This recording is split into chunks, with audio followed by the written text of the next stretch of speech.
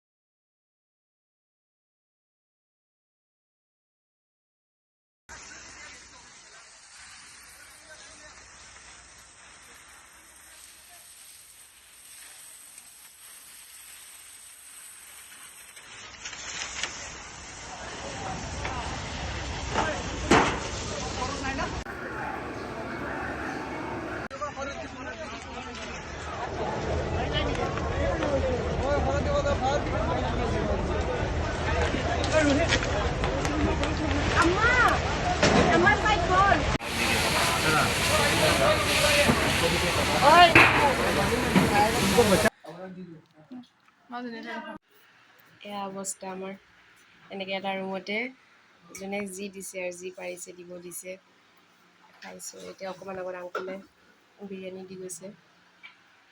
এই অৱস্থা এটা ৰুমতে আৰু যে দেখাটো পালে আপোনালোকে ব্লগটো, চৰি ভিডিঅ'টো, কিমান কি ডেমেজ হৈছে চব, মানে যোনবোৰ বেছি দামী বস্তুখিনি আপোনালোকেতো গম পাইছে, চব গ'ল। যেন তেন বৌ ৰুমৰ খালি এই 2-3টা বস্তু বাচিছে, বাথৰুমটো যেন তেন বাচিছে আৰু গ্লাছটো গৈছে, আৰু কিন্তু বৌ ৰুমৰ গ্লাছ এটাও নাই, চব ভাঙি চুৰমাৰ চেচ।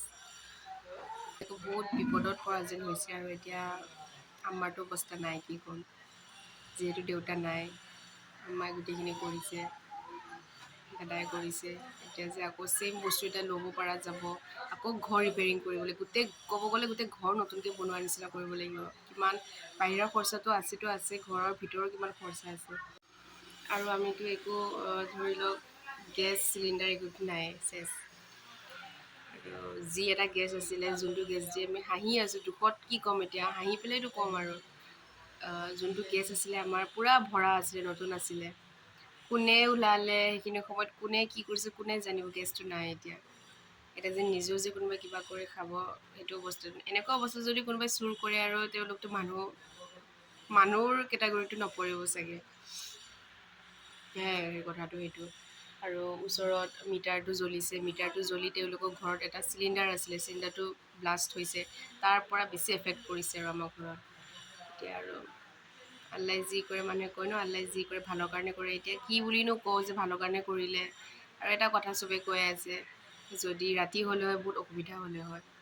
এটা ৰুমত লাষ্টৰ ৰুমত মই আৰু মা থাকোঁ, ফ্ৰণ্টৰ একদম ৰুমত দাদা, বৌ আৰু পোৱালিটো থাকে। বহুত প্ৰব্লেম হৈ গ'ল হয়, কাৰেণ্টৰ কানেকশ্যনো কাটি গ'লে হয়, চব চেছ হৈ গ'লে হয়। আৰু যেন তেন এতিয়া আমাৰ এটা কানেকশ্যন আছে পানীৰ, যেন তেন ইউজ কৰিব পাৰিছোঁ আৰু খালি এই দুটা বস্তু, এইখিনি যি বস্তু মোক বেক চাইডত দেখা পাইছে এইকেইটা বাজিছে, বাকী ৱাল ডেমেজ চব আপোনালোকে চাই দেখিছে ন, আপোনালোকক দেখুৱাইছোঁ আৰু সেয়াই অৱস্থা আৰু আপোনালোকে দোৱা কৰিব আমাৰ কাৰণে।